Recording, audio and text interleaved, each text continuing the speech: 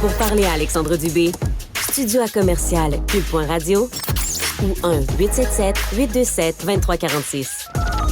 187 Cube Radio. Culture et société.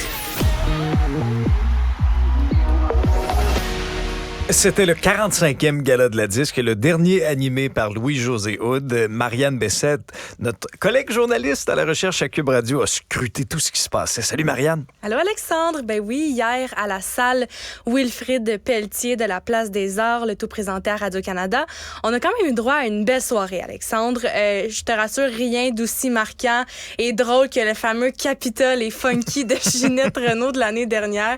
Pour ceux et celles qui n'étaient pas au courant, là, l'an dernier, Ginette a fait un petit lapsus qui a vraiment enflammé la toile. Elle a renommé. Ben c'est ça, là, le carton était très près de son visage et elle a renommé Fouki et sa chanson Copilote quand est venu le moment d'annoncer la chanson de l'année, ce qui a donné le fameux Capitole et Funky qui est resté parce que la preuve c'est que on en parle encore aujourd'hui et ça fait 1 an de ça. Et d'ailleurs, il y a un petit clin d'œil qui a été fait à ce délicieux moment lors du numéro d'ouverture du gala d'hier. C'était Ginette Renault qui a ouvert le bal avec sa chanson C'est tout moi. Et par la suite, Fouki ou Funky qui est embarqué sur la scène pour interpréter sa chanson 80s. Et Madame Renault est venue le rejoindre pour la finale. Ça a donné ceci. Dans les années 80, Ginette Renault!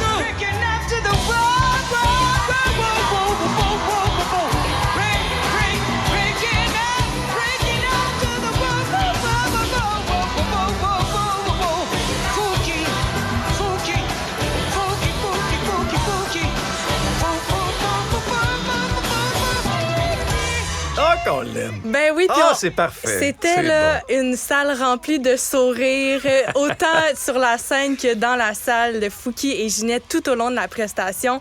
Ginette qui a d'ailleurs remporté un peu plus tard dans la soirée le Félix de l'album de l'année, succès populaire pour son album C'est tout moi. Et les 2 grands gagnants de la disque 2023, Alexandre, c'est Alexandra Streliski qui a remporté l'artiste de l'année et interprète féminine de l'année et Daniel Bélanger pour auteur ou compositeur de l'année et interprète masculin de l'année, qui avait gagné quelques prix aussi au cours de la semaine mercredi dernier avant le grand gala d'hier.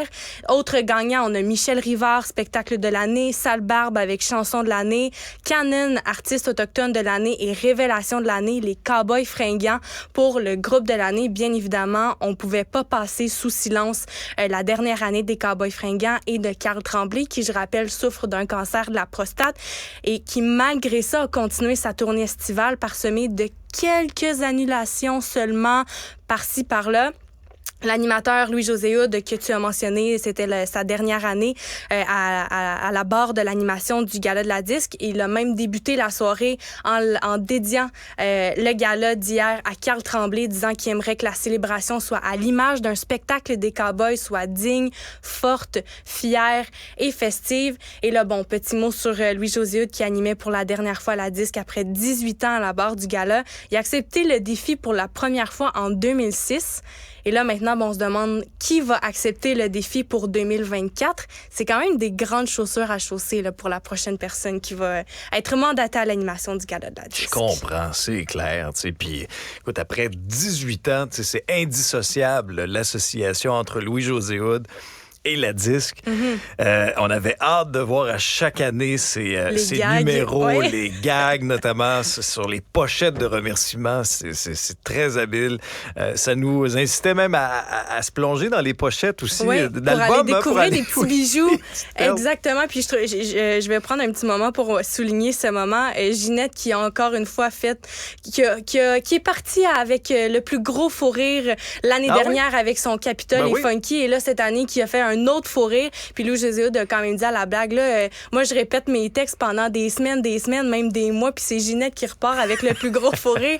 Puis encore là, Ginette a dit qu'après plusieurs années de carrière, elle pognait encore. Elle a même fait une petite blague sur le fait que ses albums disponibles seulement dans les Jean Coutu, qu'elle s'est trouvé un ami pour faire un petit jeu de mots avec le slogan du Jean Coutu. Donc, une belle soirée là, remplie de spectacles et de sourires. Ah, c'est clair. Merci beaucoup, Marianne, pour ton compte-rendu très complet. Vous pouvez voir, d'ailleurs, des photos des plus beaux looks dans les pages du Journal de Montréal, Journal de Québec, sur nos différentes plateformes également. Merci, Marianne. Merci, Alexandre. Salut.